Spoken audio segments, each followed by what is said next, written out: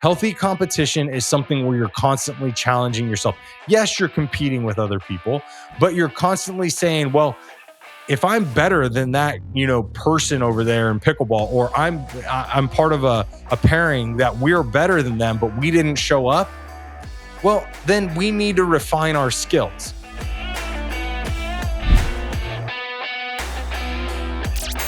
Hey everyone, welcome back to the Art of Masculinity.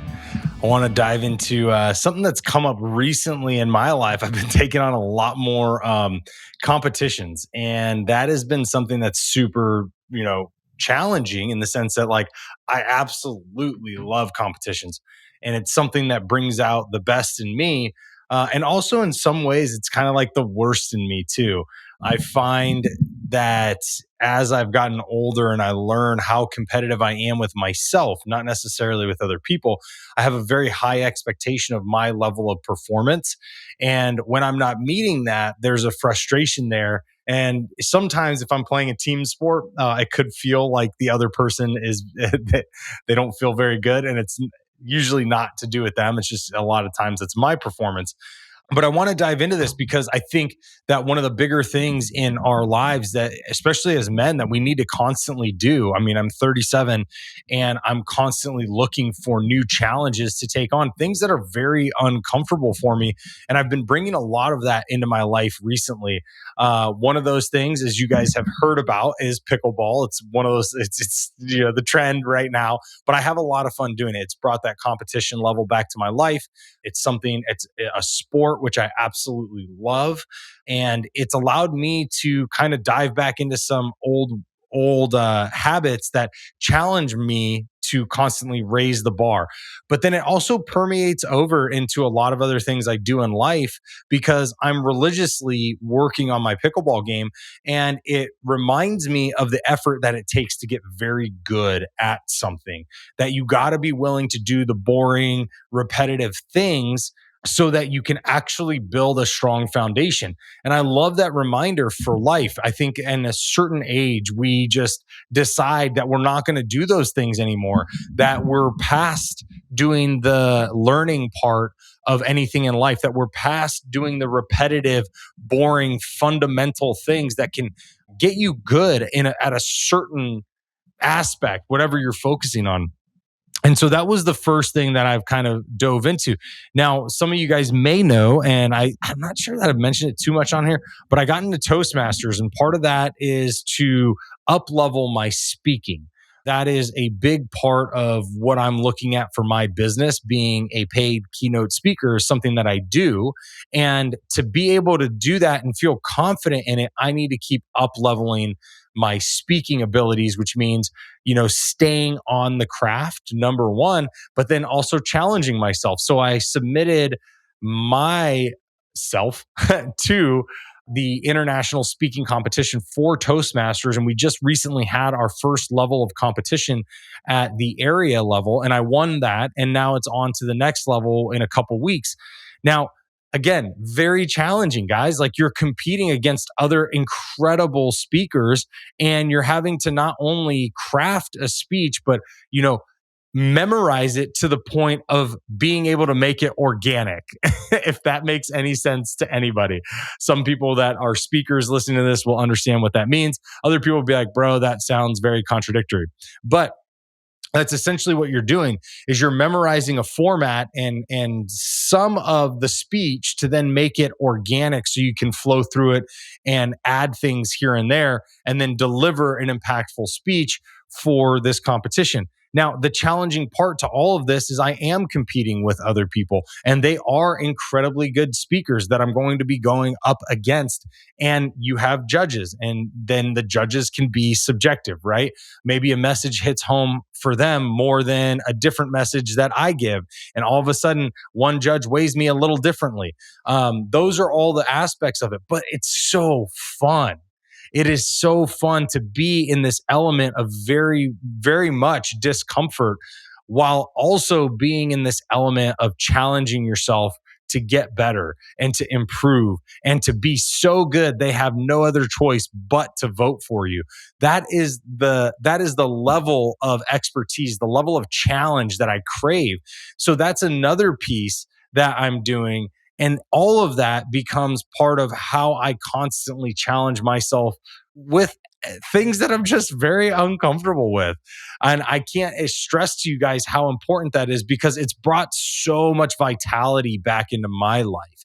It's brought so much, effort back into my life. Not that it was ever gone, but it's improved my business. It's improved my focus on my business. It's improved my focus in the gym as well. And the gym is one of those things. I love it. It's a part of who I am. It's a part of who I get to be. And you can fall stagnant in the gym. Many of you guys that are religious, avid gym goers know that you can fall stagnant. You can plateau.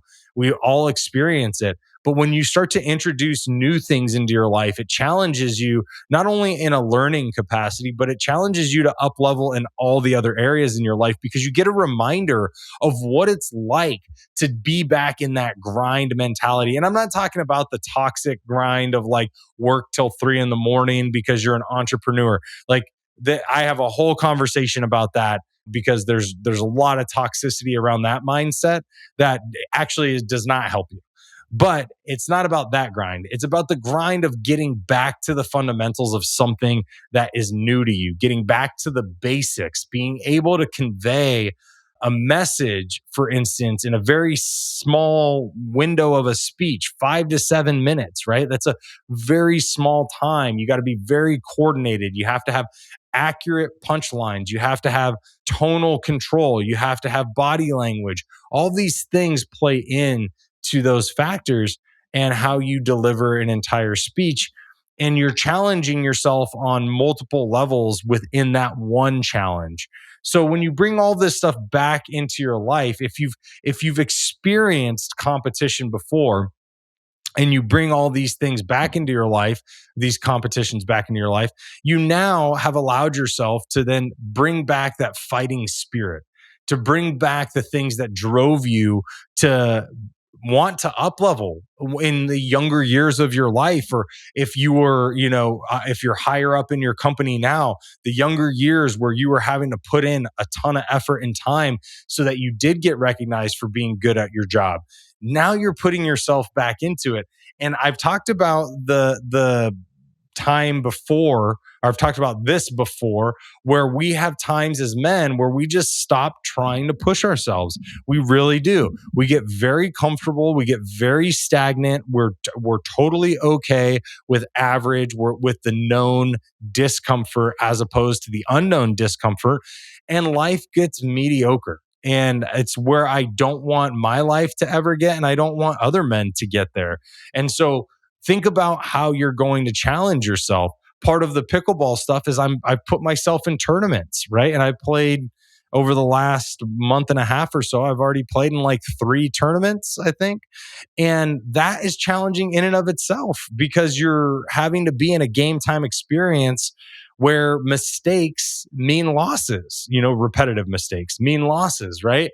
And then that phases you into whether you're going to be competing for a medal or you're not competing for a medal.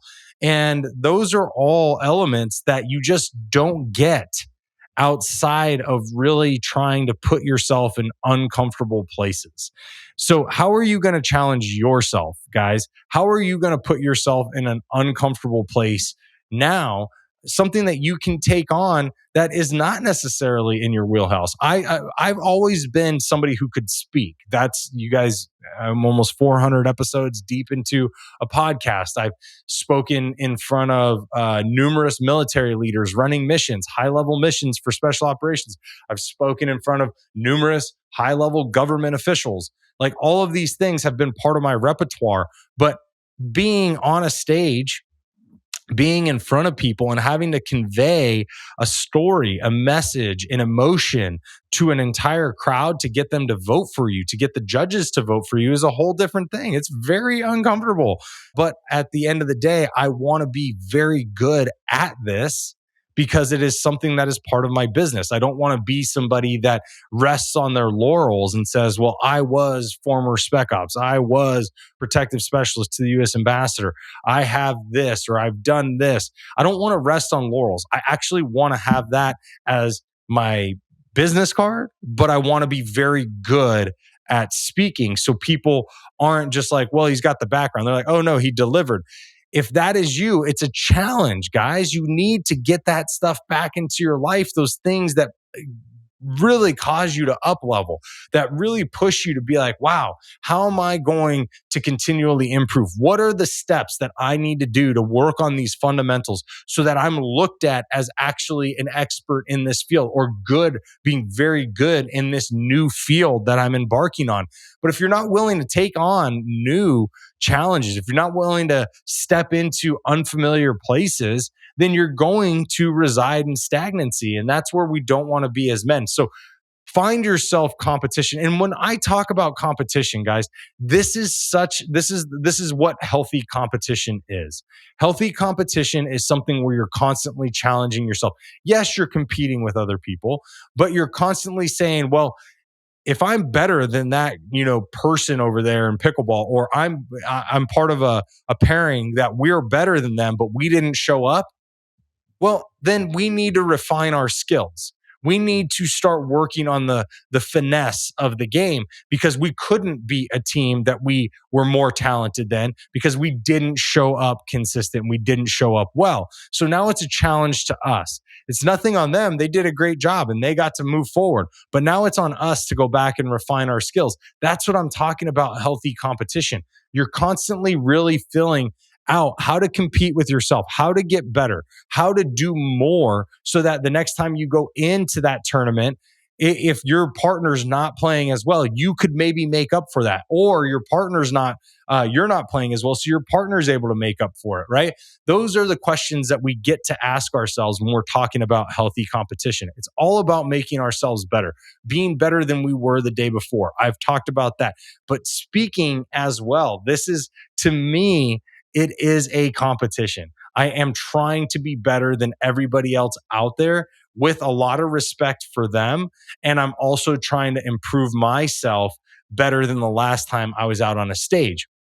Because when I'm doing that, I'm just constantly putting myself in a healthy mindset of what is it that I can do or what is it that I can do to improve on my delivery, on my connection with the crowd. So when we think about competition, guys, people want to paint that in toxicity, but it's not. It's a very healthy thing if we utilize it in the right way and leverage it to continually up level. Those are the new things that are going on in my life. And I've seen multiple people talk about competition. And a lot of times it's in kind of the fighting arena. And that's where a lot of guys are really applying it. But think about how you can do this in your life. If you're not a guy who's into any martial arts, or maybe not a guy that just doesn't even really appeal to you, think about in your life where you can transition that competition.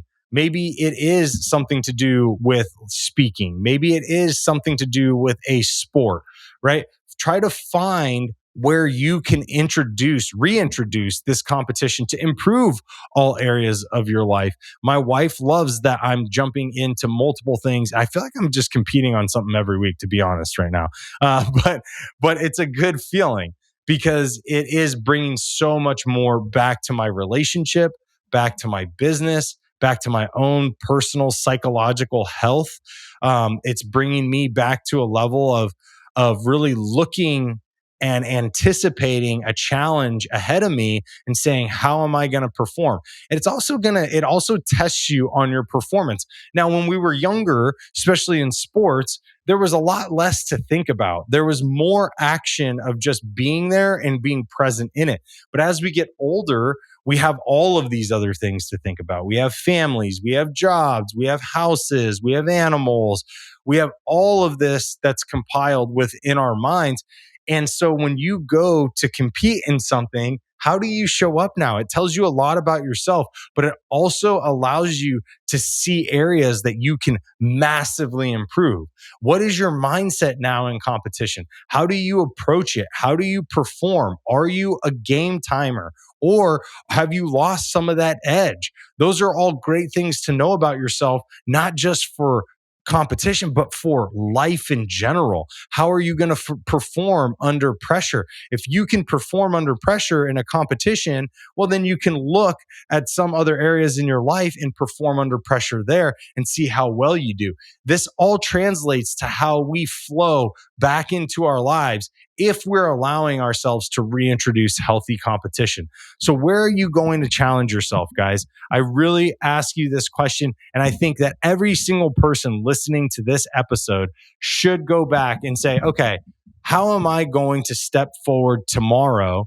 And what is it that I'm going to reintroduce to my life that gave me a level of competition back when I was growing up, or something I've wanted to do?